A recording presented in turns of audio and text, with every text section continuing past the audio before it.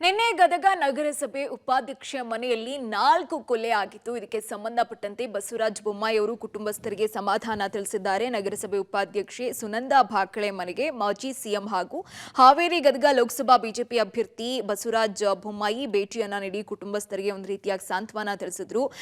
ಇನ್ನು ದುರ್ಘಟನೆ ಕೇಳಿ ಬೊಮ್ಮಾಯಿ ಬೇಸರ ಕೂಡ ವ್ಯಕ್ತಪಡಿಸಿದ್ರು. ರಾತ್ರಿ ಮಲಗಿದ್ದವರು ಬೆಳಗ್ಗೆ ಹೇಳ್ತಾರೋ ಇಲ್ವೋ ಅನ್ನೋದಕ್ಕೆ ಇದೇ ಒಂದು ಬೆಸ್ಟ್ ಎಕ್ಸಾಂಪಲ್ ಅನ್ಸುತ್ತೆ. ಇದು ಪೂರ್ವ ನಿಯೋಜಿತ ಪ್ಲಾನ್ ಇರಬಹುದು ಅಂತ ತಮ್ಮ ಅನಿಸಿಕೆಯನ್ನ ತಿಳಿಸಿದ್ರು.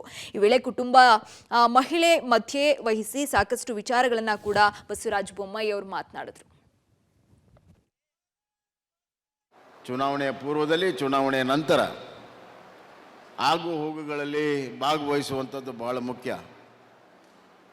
ಅದಕ್ಕೆ ಪಾರ್ಟಿಸಿಪೇಟರಿ ಡೆಮಾಕ್ರಸಿ ಅಂತಾರೆ, ಪಾಲುಗೊಳ್ಳುವಿಕೆಯ ಪ್ರಜಾಪ್ರಭುತ್ವ.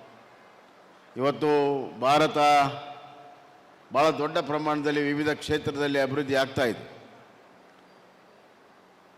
ಪಾಶ್ಚಿಮಾತ್ಯ ದೇಶದವನ್ನು ಹಲವಾರು ರಂಗಗಳಲ್ಲಿ ಹಿಂದೆ ಹಾಕಿ ಮುಂದೆ ಹೋಗುತ್ತಿರುವಂಥ ಈ ಸಂದರ್ಭದಲ್ಲಿ ಇನ್ನೊಂದು ಭಾಳ ಗುರುತಿರುವಾದಂಥ ಜವಾಬ್ದಾರಿ ನಮ್ಮ ಮೇಲಿದೆ.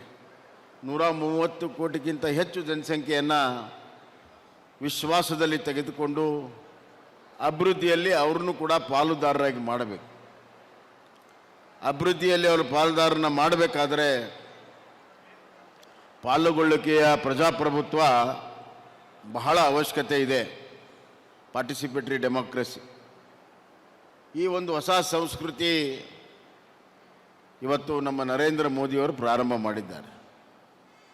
ಯಾವುದಾದ್ರೂ ಒಂದು ಕಾರ್ಯಕ್ರಮವನ್ನು ಮಾಡಬೇಕಾದ್ರೆ ದೇಶದ ಎಲ್ಲ ಭಾಗಗಳಿಂದ ಹಲವಾರು ಅಭಿಪ್ರಾಯಗಳನ್ನು ತೆಗೆದುಕೊಂಡು ಅದನ್ನು ಕ್ರೋಢೀಕರಿಸಿ ಜನಪರವಾದಂಥ ಕಾರ್ಯಕ್ರಮವನ್ನು ಅವರು ಪ್ರಾರಂಭ ಮಾಡಿದ್ದಾರೆ.